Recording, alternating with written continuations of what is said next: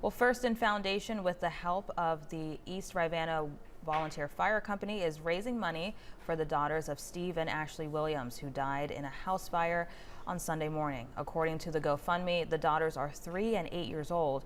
One remains in critical condition. The page says funds raised will go directly to supporting the girls. A link will be available on our website. The University of